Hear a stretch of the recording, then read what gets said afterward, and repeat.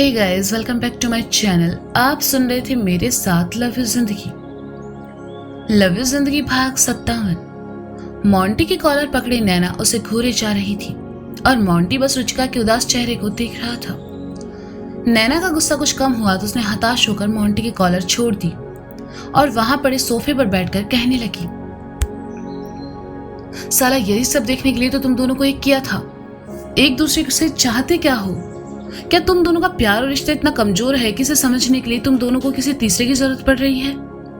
गोवा में माला ने जो कहा था वो पूरा कर दिखाया और मैंने भी इससे इसलिए पंगा ले लिया क्योंकि मुझे लगा साले तू सही है, लेकिन इस बार तूने मुझे अपनी दोस्त को गलत साबित कर दिया। तूने रुचिका का दिल तोड़ा, उससे झूठ कहा, उसे धोखा तक दिया और ये सब छोड़ तूने उस पर हाथ कैसे उठाया? तेरी ऐसी की। कहते हुए नैना जैसे ही उठने को हुई, अभी ने उसे रोक लिया तो नैना ने कहा, ये एक लड़की पर हाथ कैसे उठा सकता है यार पड़ोसी? शांत हो जाओ नैना, उसे अपनी बात कहने का मौका तो दो। अभी ने मोंटी की मनोस्थिति समझते हुए कहा। नैना मोंटी के पास आई और रुचिका की ओर इशारा करके कहा, इसके बाप ने इसे मार खाने के लिए यहाँ नहीं भेजा है। तूने सबके सामने से शादी की है, तू इसके साथ ऐसे पेश नहीं आ सकता। अगर कोई मिसअंडरस्टैंडिंग है तो बैठकर सॉल्व कर लो ना। शादी का इस तरह तमाशा तो मत बनाओ। रही बात उस माला की तो उससे तो मैं निपट ही लूंगी। ये सब उसी के कारण हुआ है। माला की इन सब में कोई गलती नहीं है नैना। मोंटी ने नैना की तरफ देखकर कहा तो सब उसकी तरफ देखने लगे। मोंटी उठा और अपने होंठ पर लगे खून को साफ करते हुए वहां पड़ी कुर्सी पर आ बैठा। अभी ने रुचिका से आकर बैठने का इशारा किया और नैना को भी बैठने का कहकर खुद उसके बगल में बैठ गया। मोंटी कुछ देर खामोश रहा और फिर कहने लगा, ये सब तब से शुरू हुआ जब मैं पहली बार माला से मिला था। उस वक्त माला नहीं जानती थी मैं शादीशुदा हूं, ना ही मैंने कभी उसके सामने अपनी पर्सनल लाइफ का जिक्र किया।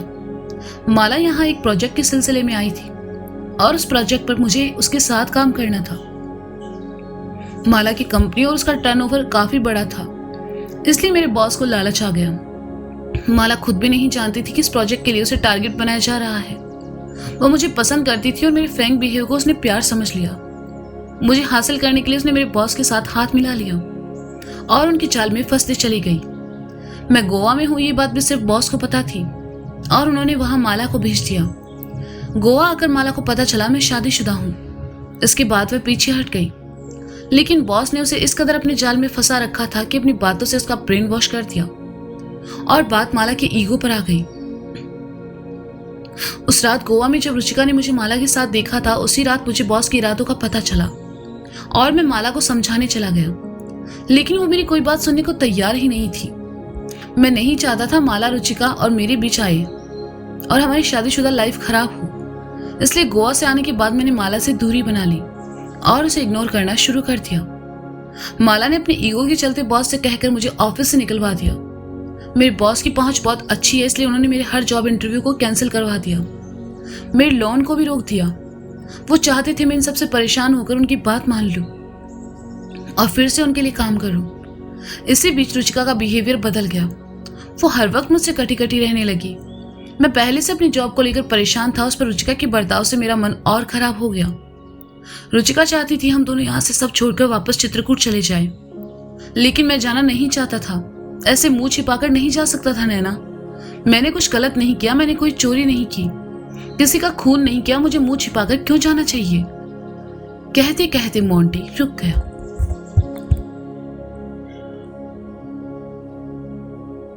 अभी नैना और रुचिका तीनों खामोशी से उसे सुन रहे थे।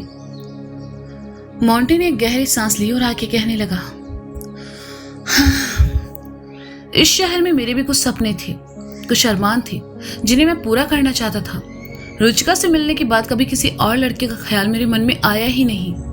मैंने इसे हमेशा वैसे ही एक्सेप्ट किया जैसे ये थी, कभी इसे बदलने का नहीं सोचा। फिर मैं इसे धोखा देने के बारे में कैसे सोच सकता हूँ? हाँ, मैं 2 दिन पहले मॉल के बाहर माला से मिला था, लेकिन तब भी मैंने उसे यही समझाया था कि मैं रुचिका से बहुत प्यार करता हूँ और हमेशा उसके साथ रहना पसंद करूंगा। आज दोपहर माला यहाँ आई थी, लेकिन वो यहाँ सिर्फ मुझसे और रुचिका से माफी मांगने आई थी। वो बॉस की चाल समझ चुकी थी, इसलिए उसने उसकी कंपनी के साथ सारे कॉन्ट्रैक्ट खत्म किए और हमेशा हमेशा के लिए वापस जा रही थी। जाने से पहले वो हम दोनों से मिलना चाहती थी अपने किए पर बहुत शर्मिंदा थी और सच तो ये था कि वो सच में बदल चुकी थी। मैं रुचि को यही सब समझा पाता, इससे पहले ही उसने मुझे माला के साथ देखा और गलत समझ लिया। मैंने फिर भी कोशिश की कि मैं उसे समझा पाऊं, लेकिन इसने मेरी कोई बात नहीं सुनी। जब इसने सबके सामने हमारे रिश्ते को लेकर गलत कहा तो गुस्से में मेरा हाथ उठ गया और मैंने आई एम सॉरी नैना, मैं ऐसा कुछ नहीं करना चाहता था, लेकिन उस वक्त कुछ समझ नहीं आया और ये सब आई एम सॉरी। मोंटी की बात सुनकर रुचिका को अपनी गलती का एहसास हुआ। वह उदास चेहरा लिए मोंटी को देखने लगी। अवि ने सुना तो उसे भी मोंटी के लिए बुरा लगा। अवि खुद एक लड़का था, इसलिए मोंटी की भावनाओं को अच्छे से समझ सकता था। अवि ने मोंटी के हाथ पर हाथ रखा और कहा, तुम्हें अब और सफाई देने की जरूरत नहीं है मोंटी। हर बार हम मर्द गलत हो जरूरी नहीं है, तुम्हारी दोस्त को यह समझने की जरूरत है। अवि का इशारा नैना की तरफ था, जो कि मोंटी की बात सुनने के बाद खामोश बैठी थी। नैना को मन ही मन बहुत बुरा लग रहा था। पहली बार उसने अपने दोस्त को समझने में भूल जो कर दी थी। उसने एक गहरी सांस ली और कहा, मोंटी मैं तुझे नहीं नैना, मुझे तुमसे कोई शिकायत नहीं है। जब अपने ही भरोसा नहीं कर रहे तो फिर मेरे सफाई देने से क्या बदल जाएगा। रुचि को अगर मुझ पर शक था या मुझसे शिकायत थी तो वो मुझसे बात करती, मुझसे पूछती, लेकिन इसने ऐसा कुछ नहीं किया। मोंटी ने दुखी स्वर में कहा। नैना ने सुना तो रुचिका की तरफ देखा और कहा, अब तुम कुछ बोलोगी? तुम शुरू से ढक्कन हो ये तो मुझे पता है, लेकिन इतनी बड़ी हुई या आज पता चला। रुचि, मोंटी तुम्हारा पति बाद में है, तुम्हारा दोस्त पहले है। जैसे तुम अपनी हर प्रॉब्लम मुझसे शेयर करती हो वैसे मोंटी से भी कर सकती थी ना। जो देखा उसे सच मान लिया और निकल पड़ी घर से। और मैं क्या करती? और मधु ने ही कहा था मुझसे कि अगर मुझे मोंटी धोखा दे रहा है तो वो मेरी गैर मौजूद में उस माला से जरूर मिलेगा। रुचिका ने रुआंसा होकर कहा। मधु? अब ये मधु कौन है? नैना ने हैरानी से कहा। हमारी नेबर है और रुचि की दोस्त। रुचि के साथ बैंक में काम करती है, लेकिन मुद्दा यहाँ मधु नहीं है नैना। बात यह है कि रुचि को अब मुझ पर भरोसा नहीं रहा। मोंटी ने रुचिका की तरफ देखकर कहा, लेकिन नैना के दिमाग में ये नाम घूमने लगा और उसने मन ही मन खुद से कहा, हो ना हो ये आग मधु ने ही लगाई है। मोंटी के साथ रुचिका को देख नहीं पाई होगी। बेटा मधु, अगर तुम इस कर्मकांड में शामिल हो ना तो याद रखना तुम्हारी लंका लगा देनी है मैंने। नैना तुम ठीक हो? अवि ने नैना को चुप देखा तो उसके कंधे पर हाथ रखकर कहा, मुझे एक कप कॉफी चाहिए। नैना ने एकदम से कहा, आर यू श्योर? अवि ने पूछा, क्योंकि नैना को कॉफी बिल्कुल पसंद नहीं थी।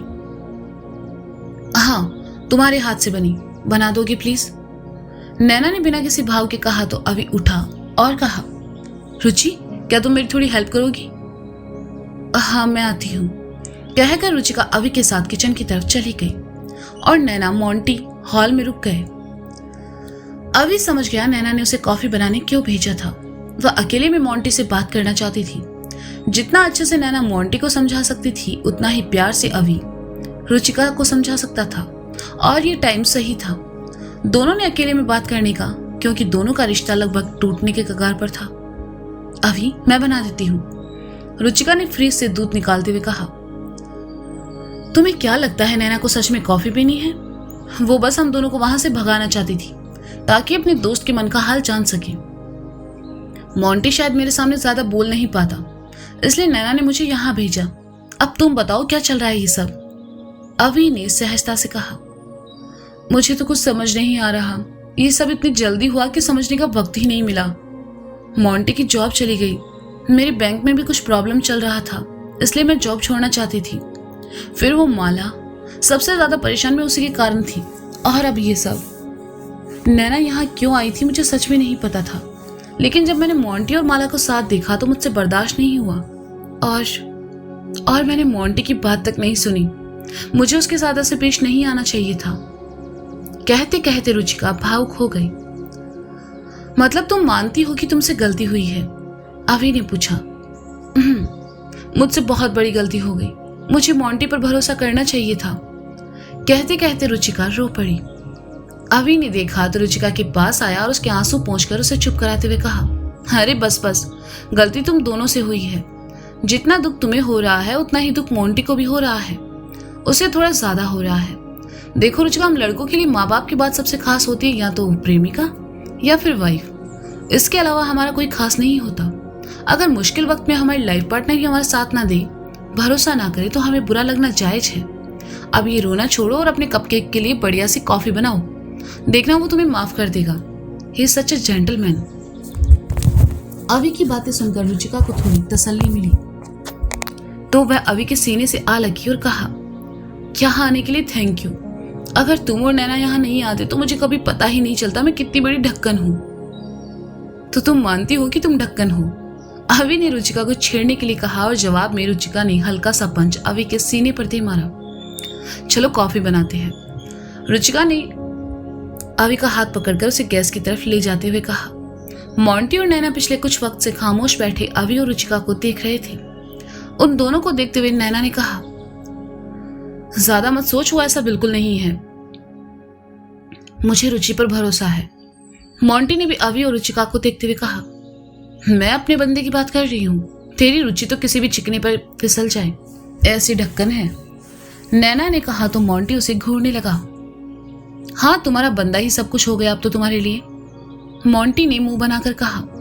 तो नैना एकदम से उसकी ओर पलटी और आंखों में चमक भरते हुए कहा, पता है जब वो मेरे सामने होता है ना तो मुझे बाकी सब धुंधला नजर आता है, लाइक बादल जैसा। तेरे चश्मे का नंबर बढ़ गया है, चेक करवा ले, मोंटी ने इस बार भी मुंह बनाकर कहा। लेकिन मोंटी की बात पर नैना ने ध्यान नहीं दिया और आगे कहा, पता है वो यहाँ तक सिर्फ मेरे लिए आया है। कल उसकी एग्जीबिशन है, उसे छोड़कर। हाय, कितना प्यार करता होगा ना ये बंदा मुझसे, और मैं खामखा इसको तंग करती रहती हूँ। हो गया तेरा? अपने पड़ोसी की तारीफ करके मेरी जान न चला, मोंटी ने कहा। क्यों सड़ रहा है? अच्छा ये बता आगे का क्या सोचा है? लाइक जॉब तो तेरा गया और रुचिका से भी तेरी कुछ खास बन नहीं रही, तो डाइवोर्स। नैना ने जानबूझकर बात अधूरी छोड़ दी। क्या बकवास कर रही है तू? मैं ऐसा कुछ नहीं करने वाला, ना ही ऐसा कुछ सोच रहा हूं। रुचिका छोड़ने का तो बिल्कुल भी नहीं, मोंटी ने थोड़ा गुस्सा होकर कहा। चला वहां बालकनी में चलकर बात करते हैं, नैना ने उठते हुए कहा। इससे तेरे पड़ोसी को प्रॉब्लम नहीं होगी, मोंटी ने उठकर नैना के साथ आते हुए कहा। मोंटी वो बहुत अंडरस्टैंडिंग है, नैना ने किचन के एरिया में खड़े अवी की ओर देखकर कहा। क्या बात है, जहर जबान से इतनी मीठी बातें निकल रही है, कुछ तो गड़बड़ है। कहते हुए मोंटी बालकनी में आकर खड़े हो गया। नैना भी उसके बगल में खड़े हो गई और कहा, ये सब कब तक चलेगा मोंटी? हाँ, माना कि रुचि थोड़ी हर्ट है, वो बचकाना हरकत करती है, पर तू तो मैच्योर है, तुझे उससे और अपनी शादीशुदा जिंदगी को संभालना चाहिए। मैं ये नहीं कह रही कि तू गलत है, पर देखा जाए तो तू पूरी तरह सही भी नहीं है। तुझे रुचिका को समझाना चाहिए था। अब तुम दोनों बच्चे नहीं हो, एटलीस्ट तुम दोनों अपने रिश्ते को लेकर इतना भरोसा तो कर ही सकते हो कि तुम्हें अपने झगड़े सुलझाने के लिए मेरी या अवी की जरूरत ना पड़े। मोंटी, शादी एक नाजुक रिश्ता है, इसमें दरार पड़ते या टूटते देर नहीं लगती। मैं समझ रहा हूं नैना, लेकिन अगर रुचिका मुझ पर भरोसा ही नहीं करेगी तो मैं इसे कैसे बताऊंगा? इस बार उसने सच में मुझे हर्ट किया है। हाँ, मैं मानता हूँ सिचुएशन ऐसी थी कि किसी को भी वो सब देखकर बुरा लगे, लेकिन एक वाइफ होने के नाते उसे मुझ पर भरोसा करना चाहिए, जैसे तुम्हें है अभी पर। अब अगर मैंने रुचिका और अभी को साथ देकर कुछ गलत सोचूं तो इसमें और मुझ में क्या फर्क रह जाएगा? मोंटी ने उदास होकर कहा। रुचिका से गलती हुई है, उसे इस बात का एहसास भी है। देखना वो खुद तुमसे सॉरी भी कहेगी। मैं बस ये कहूंगी मोंटी कि अपने शादीशुदा रिश्ते को थोड़ा टाइम दो, एक दूसरे को थोड़ा टाइम दो और इसे समझो। दूसरों की बातों में आकर तुम दोनों अपना नुकसान कर लोगे, जिसके लिए तुम दोनों को जिंदगी भर पछताना पड़ सकता है। कहते हुए नैना ने नीचे देखा तो उसकी नजर पार्किंग में खड़ी एक लड़की पर चली गई। साथ में एक लड़का भी था। दोनों काफी क्लोज थे और बातें कर रहे थे। मोंटी से बात करते हुए नैना का ध्यान बार बार उन दोनों पर चले जाता। जब नैना से रहा नहीं गया तो उसने बालकनी में रखे पानी के जग को नीचे फेंक दिया, जिससे घबराकर दोनों दूर हो गए। तुम अपनी हरकतों से बाज नहीं आओगी, मोंटी ने नैना को देखते हुए कहा। तुम्हारी सोसाइटी में ये सब खुलेआम क्या चल रहा है? नैना ने कहा। वो मधु है और वो उसका नया बॉयफ्रेंड, मोंटी ने कहा। नया? नैना ने मधु में दिलचस्पी दिखाते हुए कहा, जो मधु का नाम कुछ देर पहले रुचिका के मुंह से सुन चुकी थी।